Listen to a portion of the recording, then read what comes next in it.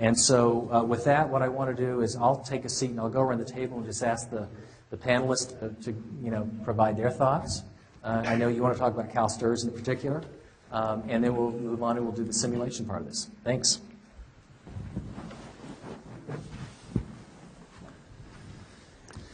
And tell you what, let's just go alphabetical order. Jennifer, sure. First. You know, I'm used to having to go in alphabetical order. Are you? Started in kindergarten. Good evening. My name is Jennifer Baker. I'm a legislative advocate with the California Teachers Association, and my specialty is CalSTRS. I've been working with issues related to the California State Teachers Retirement System for close to, actually, I believe over 10 years now, and I previously worked for the California State Teachers Retirement System. And our issues are very different than you hear typically discussed with many city, county, and CalPERS systems. We do have primarily a defined benefit system that we use for teacher benefits. But what happens is many times these issues are studied. You've seen a lot of studies that have come out. CalSTRS gets lumped in with other systems, but there typically isn't always an analysis on CalSTRS. So I did want to take a brief moment to educate you about what the average CalSTRS member is. 70% of CalSTRS members are women. I think we do a very good job. Of that, the average retirement age is about 62 years, and teachers work very long. The average longevity for teachers, the time that they've been working, is about 27 years. Teachers do not get Social Security. We've been recruiting teachers to come in as a second career. That's actually happened quite a bit in this region. So if teachers come into CalSTRS as their second career and they've worked in the private sector and they've contributed to Social Security, when they retire, their Social Security benefits get offset or reduced by the federal government. So it's like a special surprise for deciding to serve California's children. They get their retirement benefits reduced from Social Security. In addition, teachers do not primarily get retiree health care. That's something that's provided at the local level. So after age 65, most teachers do not get retiree health. So that should paint a picture for you. A single woman, 70%, 62 years old, doesn't have health care, doesn't have Social Security. That begins to paint a picture of the population that we're dealing with at CalSTRS. And the average retiree benefit for CalSTRS is $3,300 a month. So we do know that I don't have the exact number, but we know a significant amount of the retirees for CalSTRS have to be single. That would be a good market for eHarmony, someone out there to think about. But when you start to think of that and you realize that there aren't safety nets out there, it makes the impression of how important it is to make sure that CalSTRS is sustainable for all of our current and future retirees, and we're very committed to that. It's been a challenge because there's so many different discussions and there's many different ideas that are being floated around both within Sacramento, other places in California, and at the national level when we talk about pension reform. The dilemma is we're trying to figure out, what does pension reform mean? Because every person that talks about pension reform seems to have a different idea of what it means. What we're trying to discuss at CalSTRS is how do we ensure that we're sustainable? How do we ensure that we have an adequate level of benefits? We do have modest benefits. And how do we make sure that everyone's stepping up to the plate?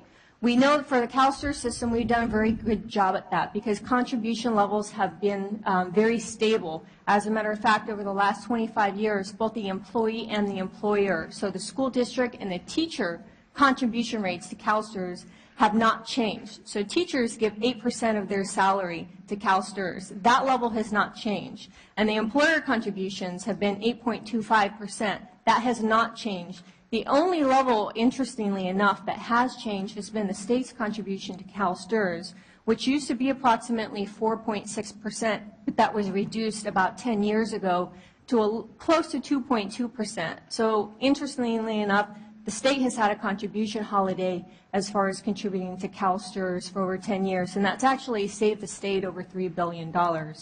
We do have a shortfall to the CalSTRS fund. It's approximately $54 billion. The good news is the most recent postings for the rates of return for CalSTRS was at 23%, which is phenomenal. The bad news, that was information we got a month ago. And a lot has changed in the last month. It's almost a whole new world. It's a brave new world that we're living in. But the reality is it's a system that's built for longevity. CalSTRS has been around since 1913, so it's almost 100 years.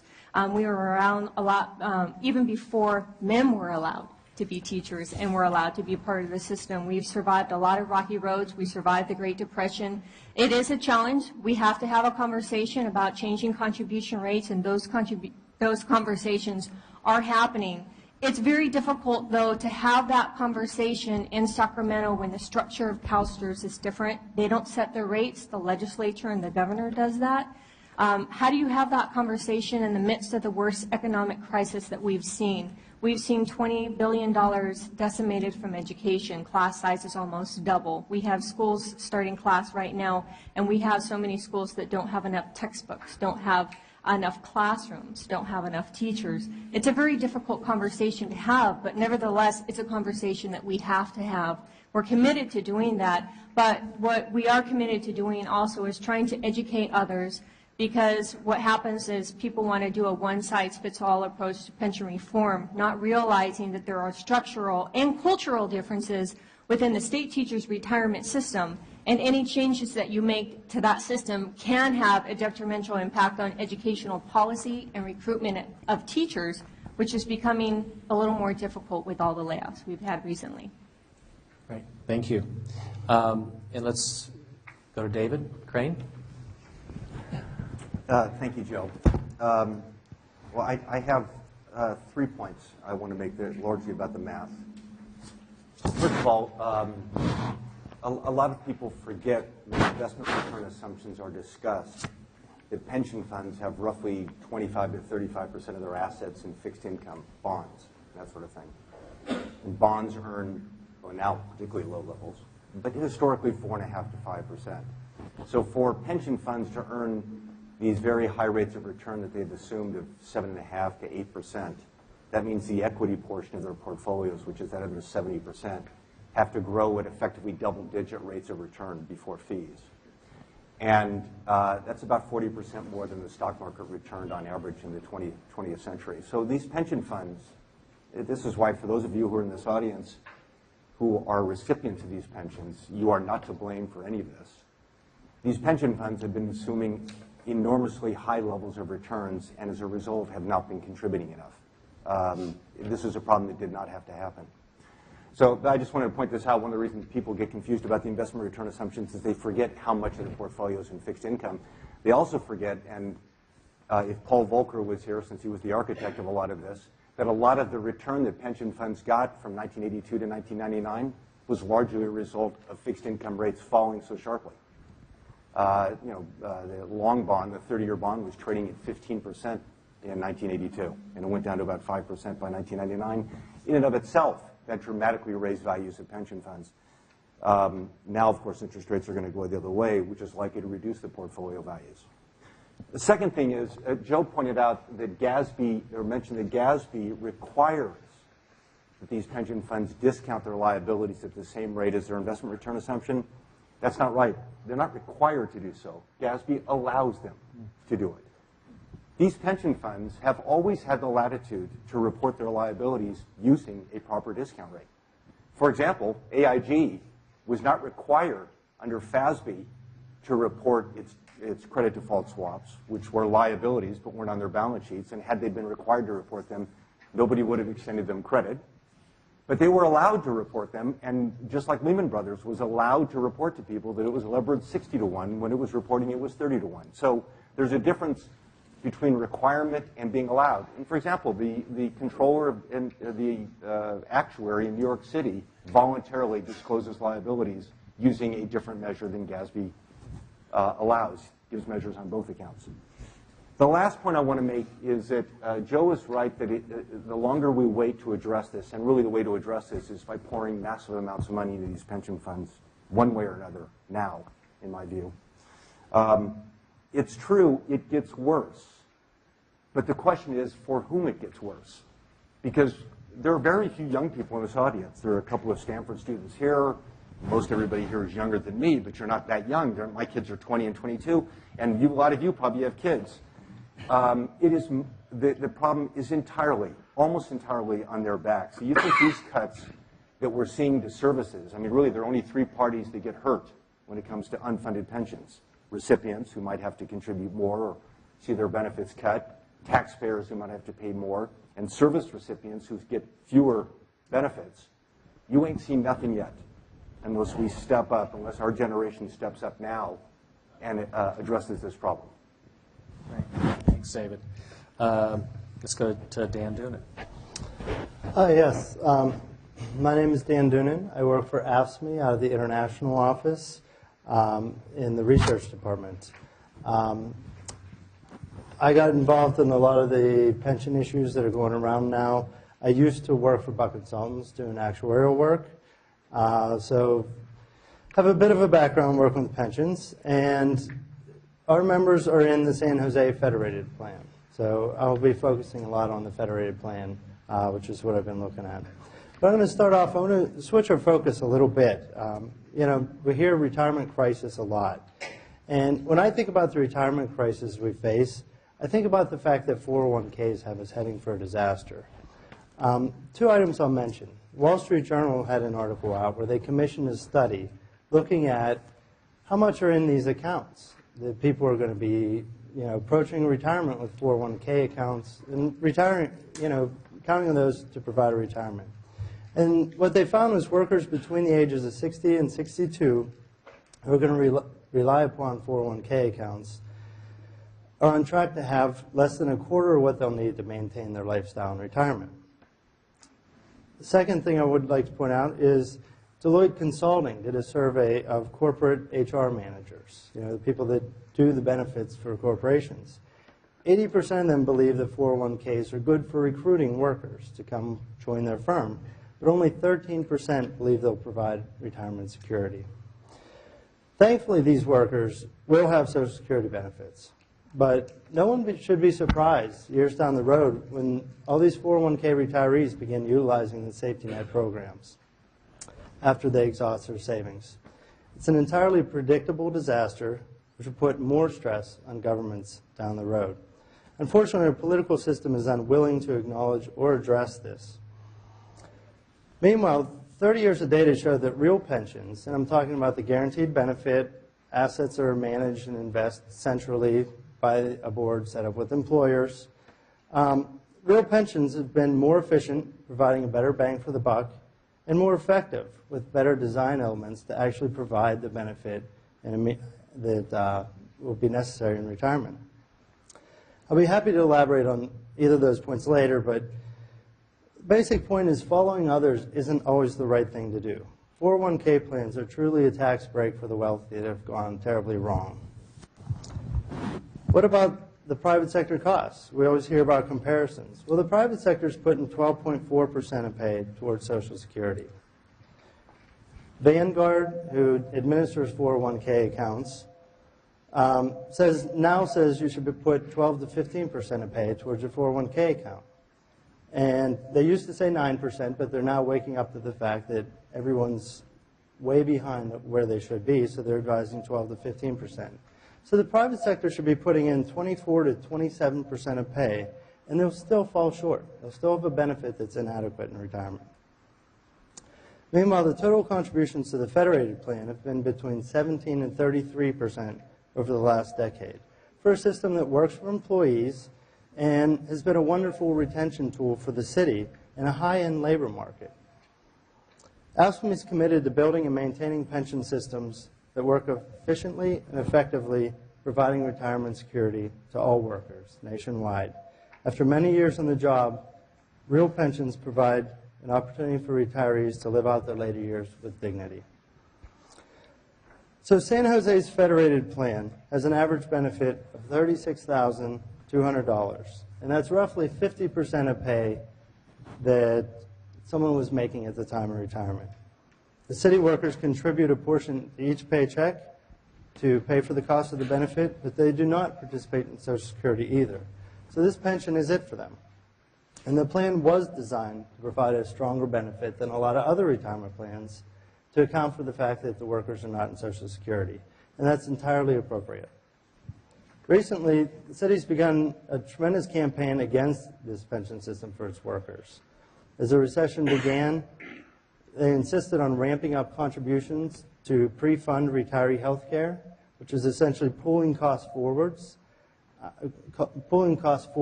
and trying to pay for 2 generations of retiree health care over the next 30 years. This seems like comically bad timing, and it's entirely discretionary. Few employers pre-fund retiree health care, and it's not required to begin to pay for 2 generations now, in the midst of the worst recession in 80 years.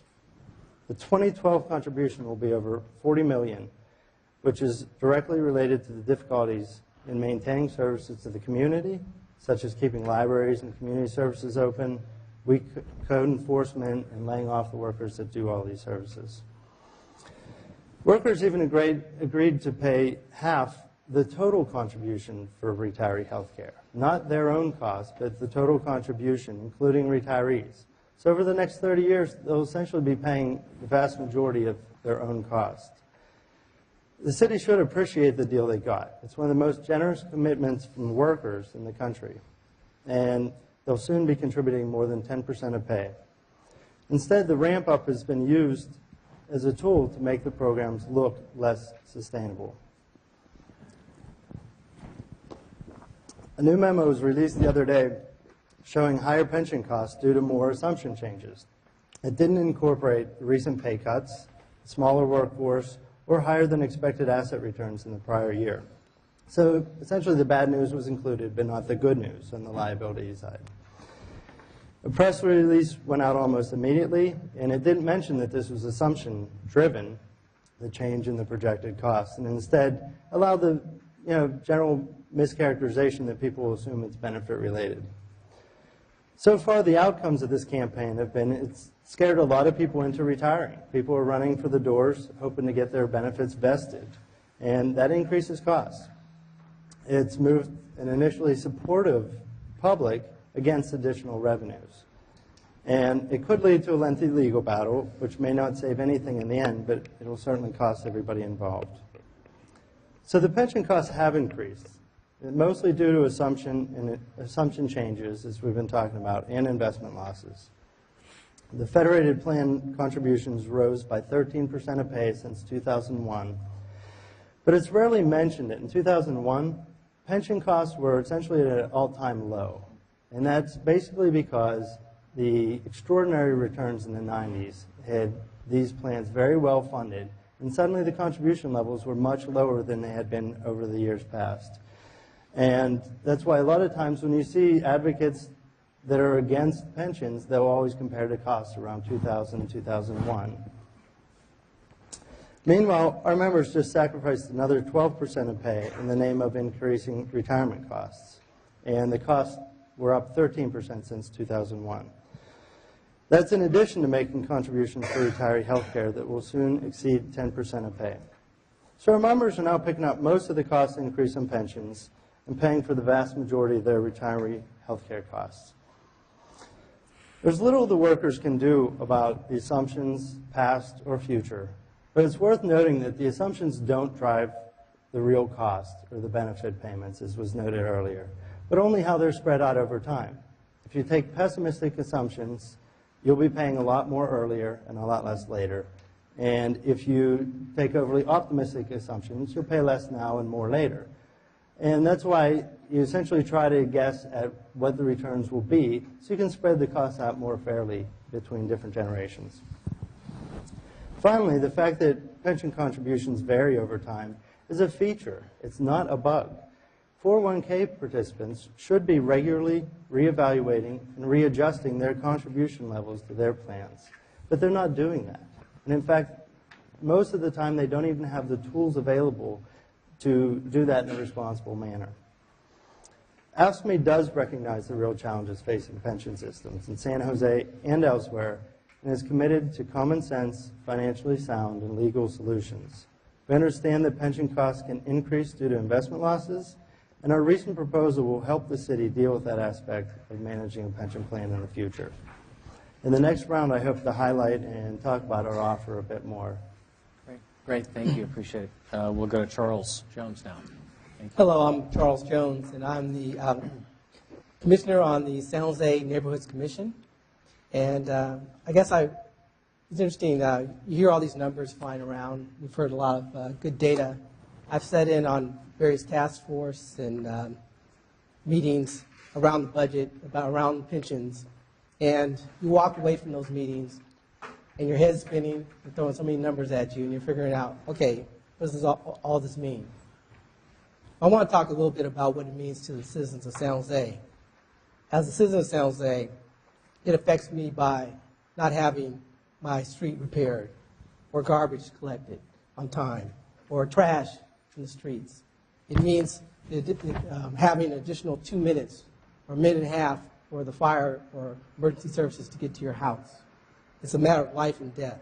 Those are the things that this means to me and to the citizens of San Jose. When we talk about pensions, we talk about these budget deficits, it's really hard to put your hands around exactly who's right, who's wrong, and who's responsible for what. Commitments have been made by elected officials in the past. Maybe those were commitments that they couldn't meet. Oftentimes, elected officials kick the can down the road, 10, 20 years. I can make a decision today, and it's not going to have an impact for 20 years down the road where I'm going to be long gone, and so another generation has to deal with it. I think that's what we're dealing with right now is commitments that were made in the past, promises that were made, contractual promises, and the chickens have come home to roost. And it's a real issue and a question of you in the audience, the citizens of San Jose, the citizens of the state of California, of what do we want from our elected officials? What do we want from our public employees? The teachers work hard. We all know what a tough job they have. Police, fire have a tremendous job, and they do a tremendous job of doing it. Correctional officers, all these public employees do a tremendous job. The real question is, can we afford the promises that we made? And if the answer is yes, we want to live up to those promises, that might mean that you have to agree to more taxes. If you feel that you're willing to reach into your pocket and pay more money to meet those commitments, then that's the decision that you have to make. If you decide, knowing the facts that, hey, a police officer working, serving 30 years on the force, retiring, making $130,000, maybe that's a little more than they might need for their retirement. Maybe they can do just fine on $80,000 a year. Looking at janitors and people that, on the lower pay scale that work hard, who might have pensions in the $20,000, $30,000 range. You might say, okay, for them, that might be inadequate, it might not be enough. Maybe we should give them a higher pension. But those are all the issues and decisions that we have to make as citizens when we look at this whole issue of the budget and pensions.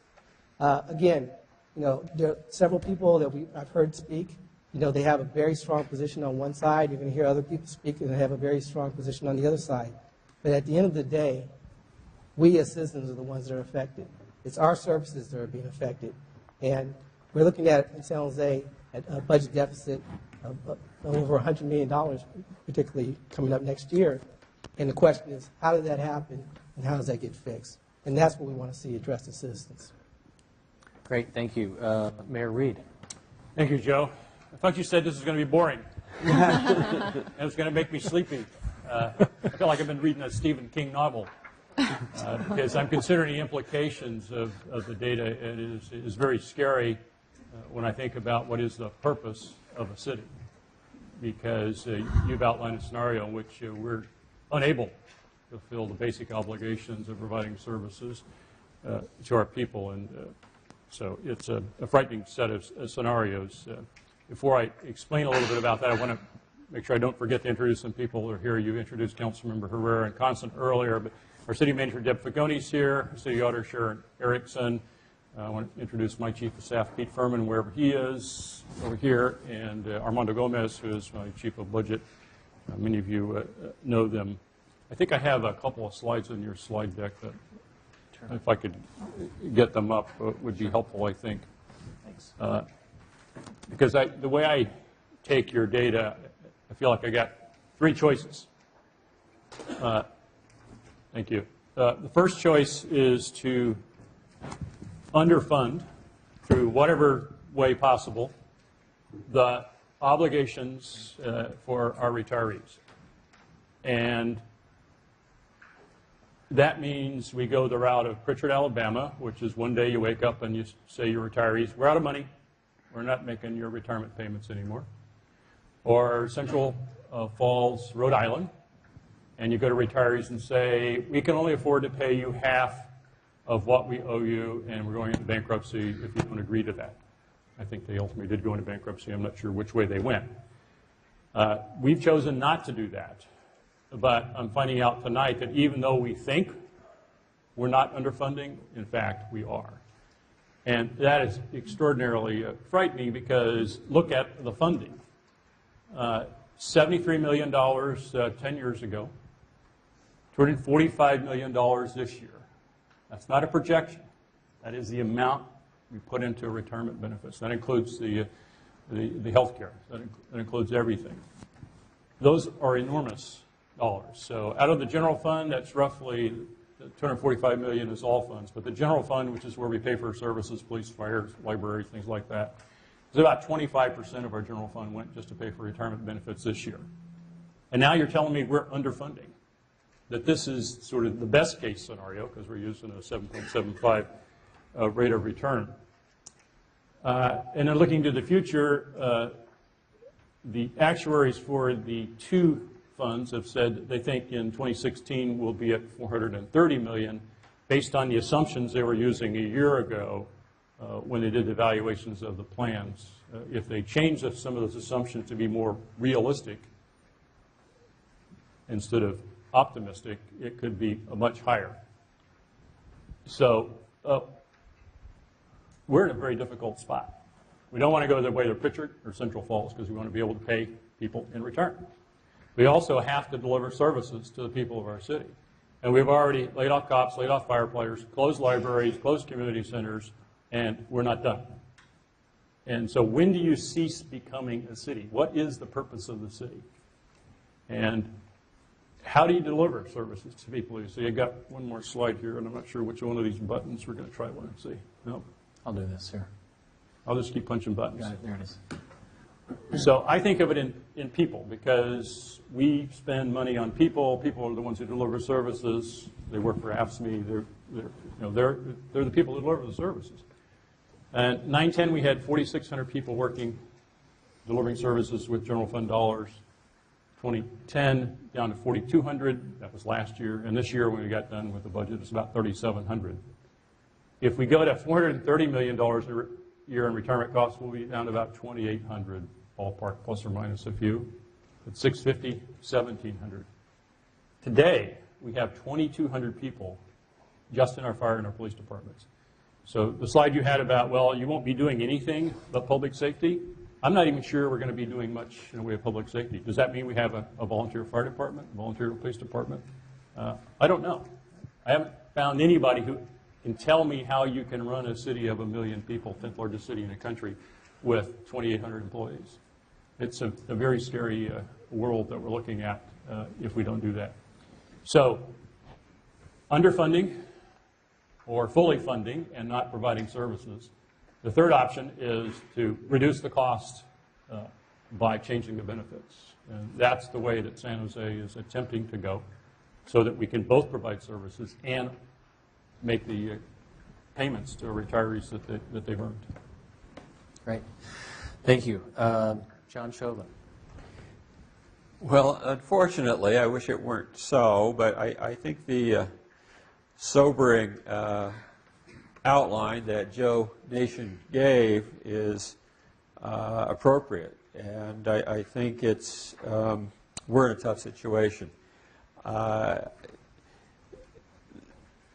The situation is that you have a pile of assets, some of stocks, bonds, real estate, whatever in your assets, and then you've got the liabilities to pay the workers their pensions.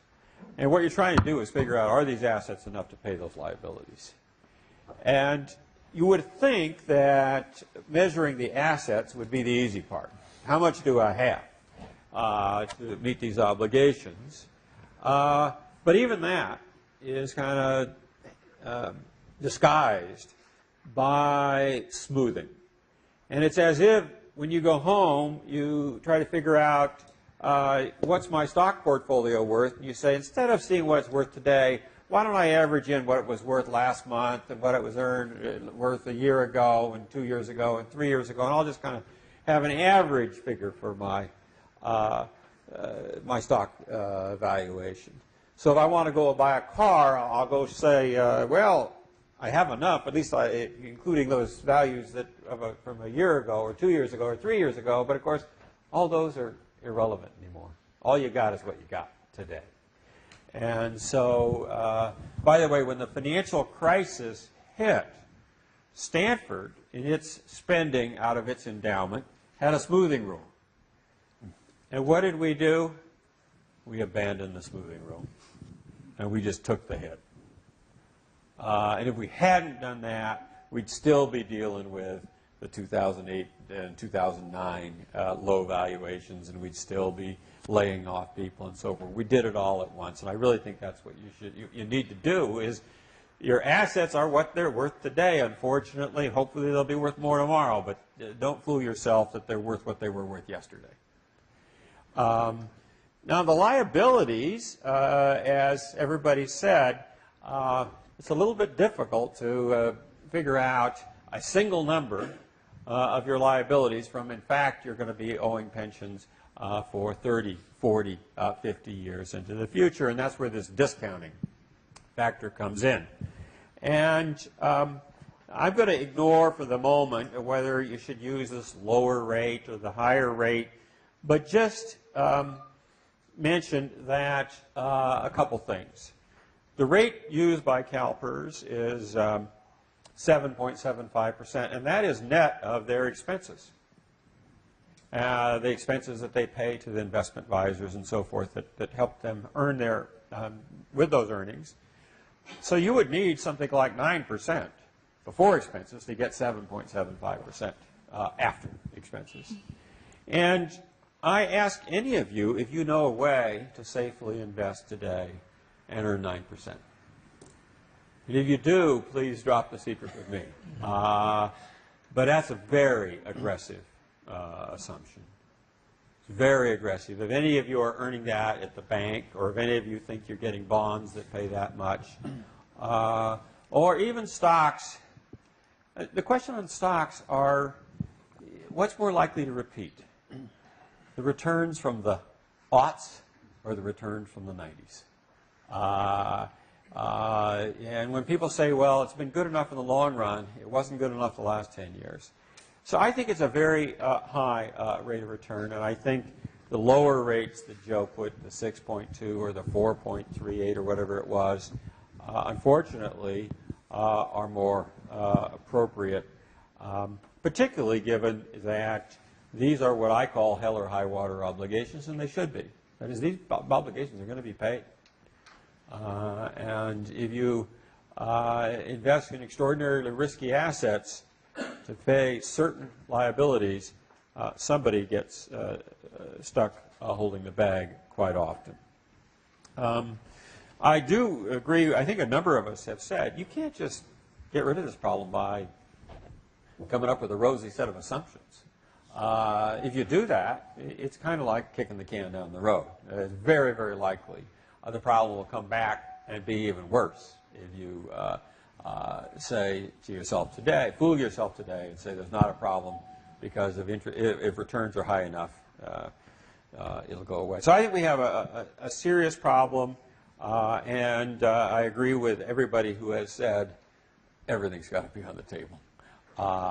This is not something that you can fix by cutting all other expenditures.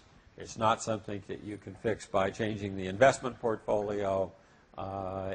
Everything's got to be on the table. The one thing that I think ought to have extremely high priority, however, is protecting the benefits that have already been earned. And so I would personally not favor cutting benefits that have already been earned. But I think it's a serious problem. By the way, Dan mentioned the problems of 401ks, and I think he was accurate. There's a lot of problems with Now, those same problems are with defined benefit problems as well. That is, there's a lot of risk in investing, and that risk has to show up somewhere.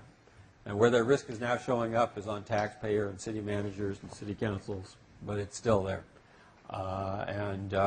Anytime you have a fixed obligation and you finance it with risky investments, you're betting on red. You're just hoping. But things can go awry. And they're going awry for the 401k investors, and they're going awry for the people offering DB pensions. And we shouldn't kind of put our, hide from it and say, well, if we do enough smoothing and if we make enough assumptions, the problem goes away. It's a real problem. We have great difficulty in funding the promises we've already made, and we have to think about the future promises that we're going to accrue. Great, thank you. We're going to wrap up with Vince Sunseri, and Vince, you've heard a lot tonight. You've been on the Police and Fire Retirement Board for 8 months, so you probably have all the answers. Correct? So in 5 minutes, you get to wrap up, and then we're going to come back and we'll do some simulations, and we'll have a discussion about what people think will actually provide those solutions. So thanks, Joe. Well, I know this section was supposed to be done at 8:05, and we're past 8:05, so I don't have a lot of time. But I think I can cover what I want to cover, what I think is important. I must be crazy to be a trustee of a retirement plan at a time like this. But actually, I couldn't think of a better time to serve the city. And I actually applaud our mayor for not kicking the can down the road before it was fashionable to kick the can down the road. We're seeing it everywhere. We're seeing it at the federal government level. We're seeing it in Greece, holding out their hand to Germany. It's everywhere.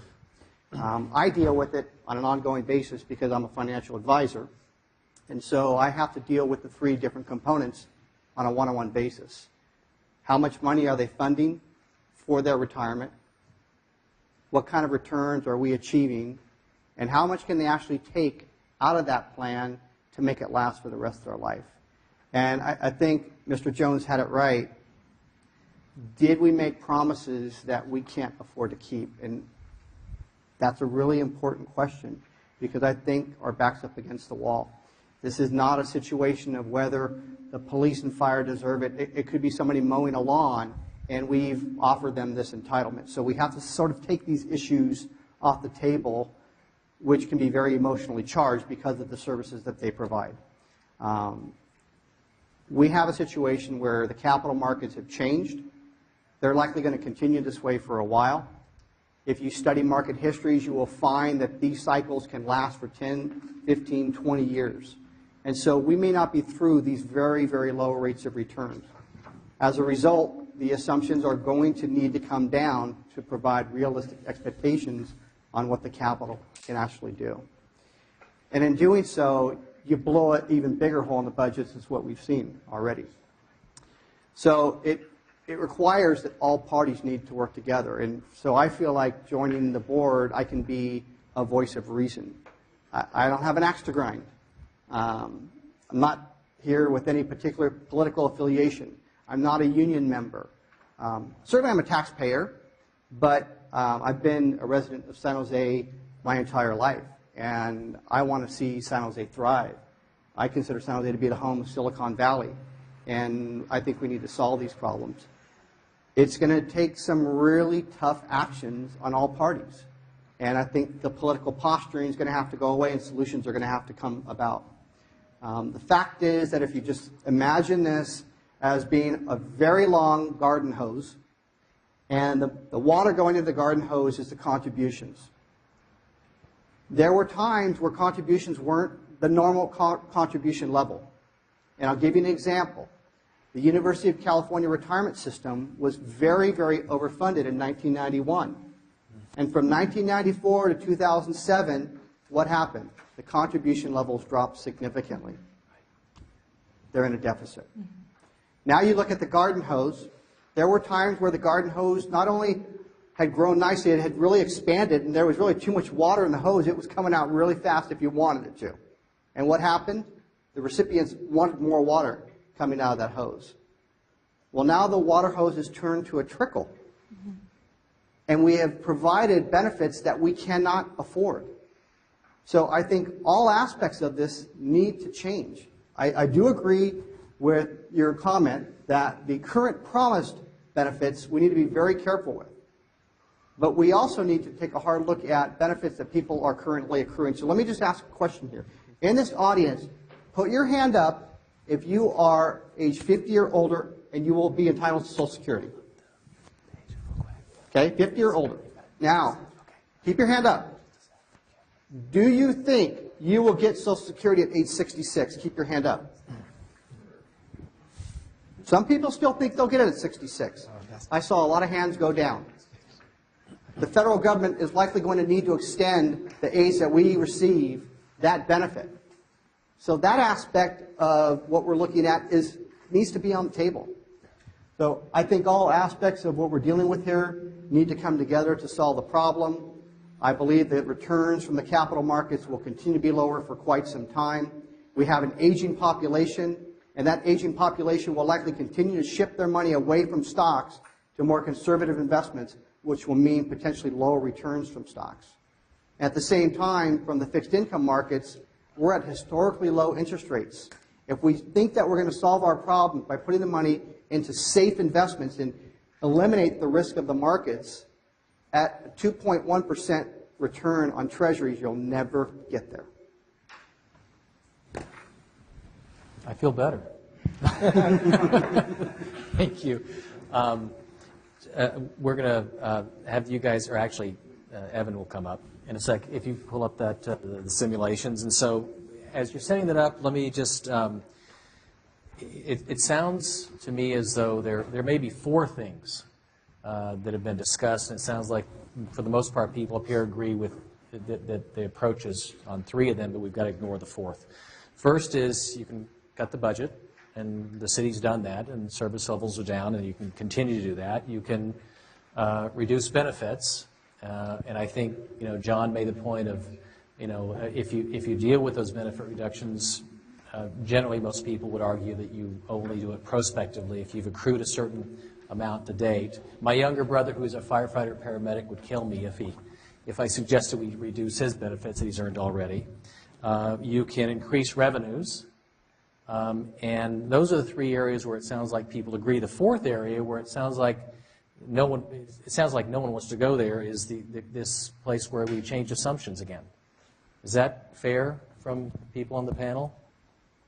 Well, if anything, I think if we're going to change assumptions, we need to change them in a direction that's going to actually make things look worse. Correct. Make them more realistic than they are today. Correct. But I mean, but granted, we could push this off. We could make those rosy assumptions. We could assume things are just going to be fine.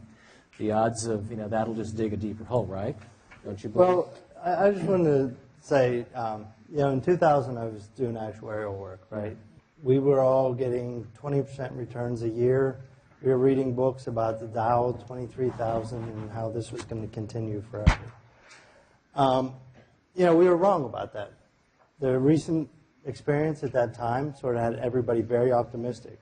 Right now we sit in the middle of a really depressing recession, and now we're told equities and investments and bonds are going to return 4%, because we're talking about long term here, right? Not the next few years, but a very long-term time period to fund these plans. And I just wanted to say that, I think we're overweighing our recent experiences a lot when talking about a very long-term assumption. May I address that real sure, quickly? please. I mean, because it goes to this other point you just made.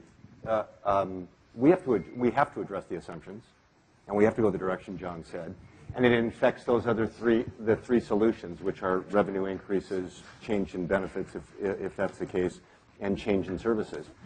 But the recency phenomenon you're talking about, Dan, you're engaging in. We are talking about liabilities. We have people that work for San Jose and governments. They're 25 years old now that will be getting benefits 60 years from now.